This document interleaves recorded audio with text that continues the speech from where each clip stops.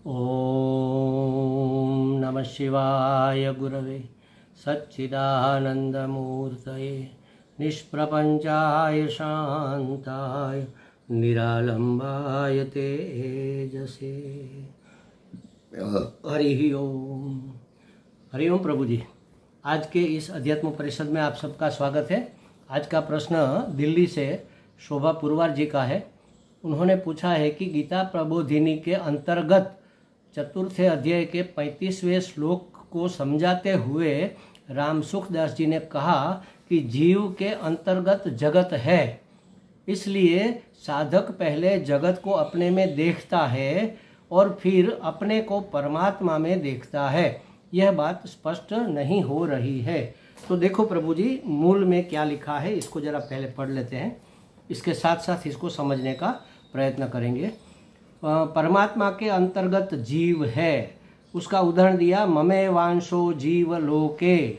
15वें अध्याय के 7वें श्लोक में भगवान ने कहा ममे वांशो जीव लोके जीवभूत सनातन।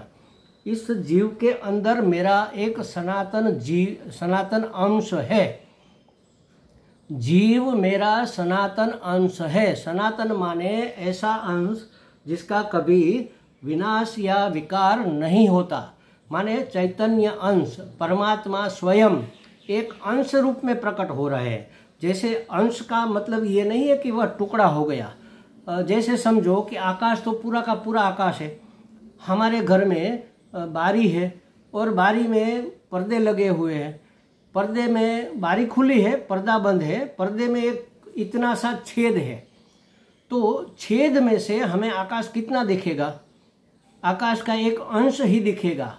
तो वास्तव में आकाश इतना अंश भर नहीं हो गया है, पूरा का पूरा है, लेकिन दिखता है कितना अंश। लेकिन वो अंश कैसा है? सनातन है, पूरा का पूरा है। तो परमात्मा हमारे अंदर जीव के रूप में, सनातन अंश के रूप में हमारे अंदर अभिव्यक्त हो रहा है। मतलब जीव ही शिव है, समझ लो। तो परमात्मा के अंतर्गत जीव है, आकाश के अंतर्गत वो पर्दा छेद सब कुछ, हम सब कुछ आकाश के अंदर ही तो है।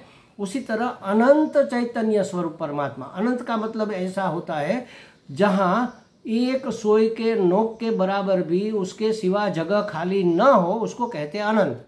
उसी का नाम है परम। परम आत्मा माने परम चैतन्य। परम आत्मा में मैं आप सब कुछ अंदर समा जाता है। तो उसमें एक छोटी सी खिड़की से जितना दिखता है, एक अंश मात्र, उतना हमारे अंतःकरण में वह दिख रहा है, अंतःकरण में प्रतिबिंबित हो रहा है, आभाषित हो रहा है, भाषित हो रहा है। तो इसलिए कहा कि ममे वांशो जीव लोके, जीव के अंदर मेरा एक सनातन अंश रूप में रहा हुआ है और जीव के अंतर्गत जगत है। अब ये भी समझ लो। पहले तो ये समझ में आ गया कि परमात्मा के अंतर्गत जीव है, माने परम माने सब कुछ, उसका ये सब कुछ चैतन्य, परम चैतन्य, परम आत्मा का एक सनातन अंश हमें अपने जीव रूप में महसूस, अनुभव में आता है, महसूस होता है। तो परमात्मा के अंतर्गत जीव है, ये बात स्पष्ट हो गई। ये कहा हमें 7वें श्लोक में 15वें अध्याय के ममे वांशो जीव लोके जीवभूत सनातन। तो मनसस्थानि इंद्रियाणि प्रकृति स्थानि कर्षति, आगे भी समझाते हैं, लेकिन हमारे काम का इतना है कि ममे वांशो जीव लोके जीवभूत सनातन। जीव लोक में मेरा एक सनातन अंश जीव रूप में अभिव्यक्त हो रहा है, माने परमात्मा के अंतर्गत जीव है और जीव के अंतर्गत जगत है। अब देखो, हमें जगत दिखता है, जगत अनुभव में आता है, लेकिन जब हम सो जाते हैं तब जगत कहाँ जाता है? कहीं नहीं जाता। मतलब हमारे बाहर जो दिख रहा है जगत, वो वास्तव में हमारे अंदर है। हमारे अंदर का जगत ही प्रोजेक्शन होकर बाहर हमें अनुभव में आ रहा है। हमारे मन में संसार बसा हुआ है, बाहर नहीं है। दो प्रकार की सृष्टि है, एक ईश्वर सृष्टि और एक जीव सृष्टि।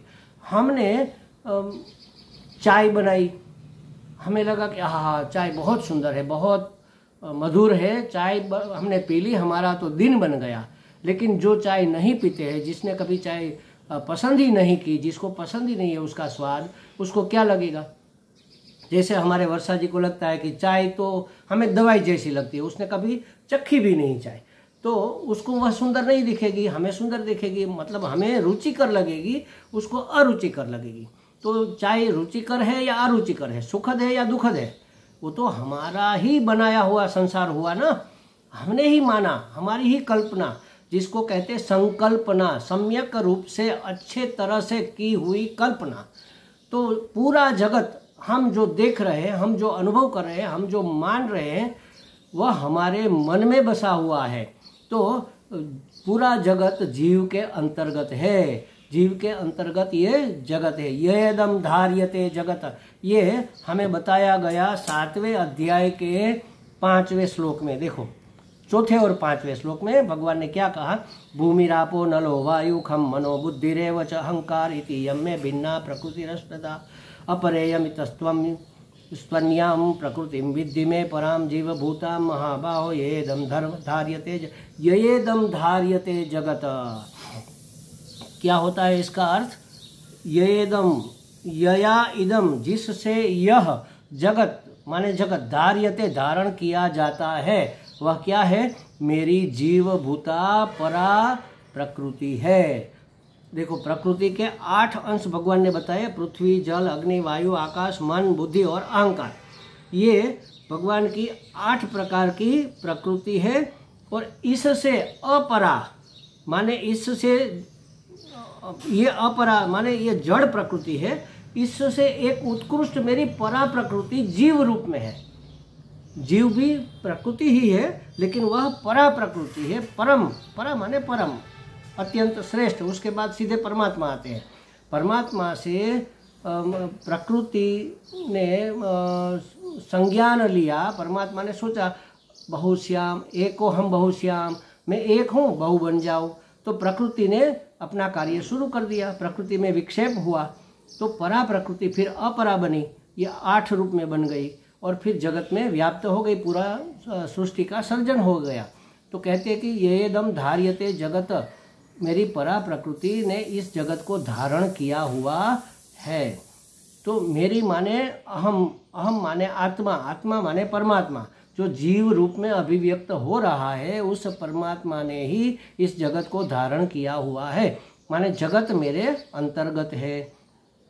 इसलिए साधक पहले जगत को अपने में देखता है, साधक पहले जगत को अपने में देखता है। माने क्या कि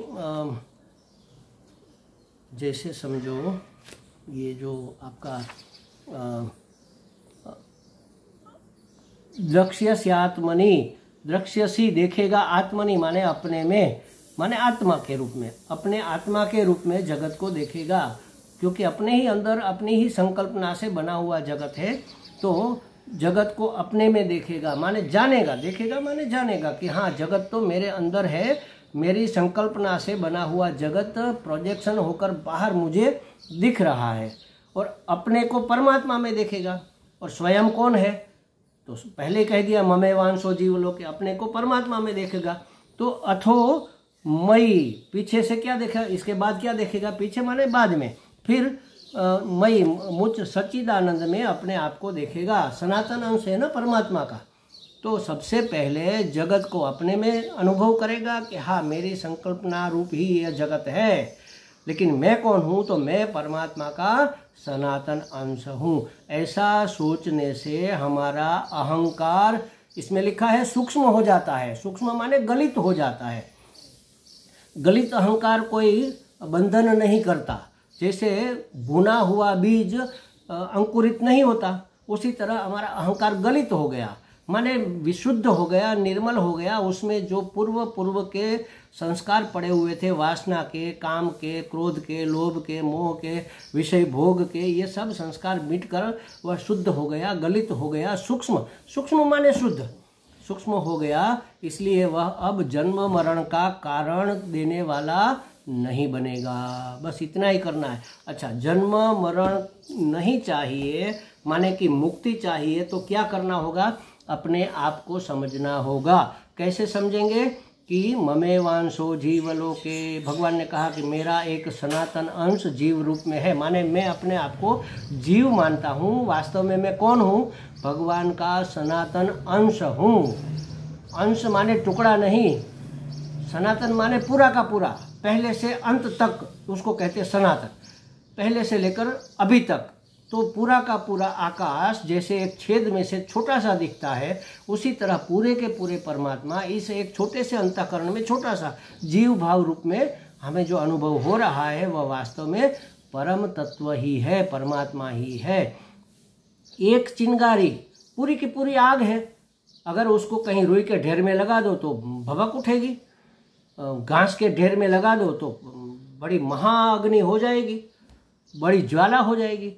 कहाँ से हो गई भाई? वो एक चिंगारी में पूरा का पूरा अग्नित्व था। अग्नित्व माने प्रकाशत्व और ज्वलनत्व, वो ज्वलनशील है और प्रकाशशील है, उसी का नाम तो अग्नि है। ये दोनों मिट जाए तो अग्नि नहीं रहती। तो उसी तरह परमात्मा सतचित आनंद स्वरूप परमात्मा अस्थि भांति प्रिय रूप में यहाँ पर अभिव्यक्त, हमारे अंतःकरण में अभिव्यक्त हो रहा है। तो ये है परमात्मा का सनातन अंश, जीव, जिसको हम कह रहे हैं कि मैं जीवात्मा हूँ। माने मैं वास्तव में जीवात्मा नहीं, वास्तव में मैं परमात्मा हूँ, लेकिन इतना छोटा सा परिचिन अपने को मान रहा हूँ, इसलिए जीवात्मा मान लिया। तो मैं परमात्मा का सनातन अंश हूँ, माने पूरा का पूरा परमात्मा हूँ। तो ये जगत क्या है? तो जगत है मेरे ही संकल्पना, जीवपने में मैंने जो कल्पना की वही मुझे बाहर दिख रहा है। मैंने जिसको अच्छा माना वह मुझे अच्छा दिख रहा है, जिसको मैंने सुखद माना वह मुझे सुखद दिख रहा है, जिसको मैंने कंफर्टेबल माना वह मुझे कंफर्ट दिख रहा है, जिसको मैंने बुरा माना वह बुरा दिख रहा है, जिसको मैंने दुखद माना वह मुझे दुखद दिख रहा है। इसका मतलब ये नहीं है कि जिसको मैं दुखद मानता हूँ वह दुखद ही है, सबको दुखद नहीं लगता ये। और जिसको मैं सुखद मानता हूँ वह सबके लिए सुखद नहीं होता, क्योंकि सबका अपना अपना संसार है, सबकी अपनी अपनी संकल्पना है। तो ये जगत जिसको हम देख रहे हैं वास्तव में वह वैसा नहीं है। हर एक व्यक्ति का अपना अपना अलग अलग जगत होता है। तो यह जगत वास्तव में मेरे अंदर है, ऐसा देखेंगे तो फिर पता चलेगा कि जगत मेरे अंदर है और मैं परमात्मा का सनातन अंश हूँ। माने मैं परमात्मा में हूँ, मैं परमात्मा में हूँ, परमात्मा मुझ में है, मेरे अंदर जगत है, जगत मुझसे बाहर दिख रहा है। देखो अध्यात्म में करना क्या है? सिर्फ 3 चीजें जाननी है, जीव, जगत और जगदीश। तो जगदीश सर्वव्यापक परम चैतन्य, जगदीश है, परमात्मा है, उसका एक अंश जहां हमें अनुभव में आ रहा है वह है जीव। और जीव ने जो संकल्पना की वो बाहर दिख रहा है वह है जगत। माने तीनों एक ही है। ऐसा जो जान गया वह मुक्त हो गया, उसका अहंकार गलित हो गया, उसको फिर कोई बंधन नहीं होगा, जन्म मरण का बंधन नहीं होगा, राग द्वेष या किसी वासना या किसी पूर्व के संस्कारों का बंधन नहीं होगा। वह जीता जब जिंदा है तभी से वह मुक्त हो जाएगा। मुक्ति का सबसे सुंदर उपाय यहाँ पर बता दिया है कि परमात्मा सनातन है, सर्वव्याप्त है, सर्वशक्तिमान है, सर्वरूप है, वही एक अंश रूप में यहाँ अभिव्यक्त हो रहा है। जिसको मैंने जीव कहा, वास्तव में जीव ही शिव है, चिंगारी ही आग है। तो इस जीव के अंदर हमने संकल्पना की कि हमारा ये अच्छा और इसको हम बुरा मानेंगे। हम अपने अनुभव के आधार पर हमने ये तय किया, जैसा जैसा हमें अनुभव हुआ। आग में हाथ डाला, जल गया तो हमने मान लिया कि आग जलाने वाली है। तो अगर आग जलाने वाली होती तो आग हमारी ठंडी कैसे दूर करती? तो आग ठंडी दूर करने वाली भी है, आग प्रकाश देने वाली भी है, आग खाना पकाने वाली भी है, हर एक के लिए वो अलग अलग है। तो ये संसार अच्छा बुरा जैसा भी हम देख रहे हैं, अनुभव कर रहे हैं, मान रहे हैं, वो हमारी संकल्पना है। तो जीव, जगत और जगदीश को जानने का ये सुंदर और सूक्ष्म और बहुत संक्षिप्त उपाय यहाँ पर परम पूज्य श्री राम सुखदास जी ने बता दिया है। हमें लगता है शोभा जी को कुछ स्पष्टता हो गई होगी। हरि ओम। इसको आपको बार बार सुनना पड़ेगा तभी ये बातें पकड़ में आएगी। ओम।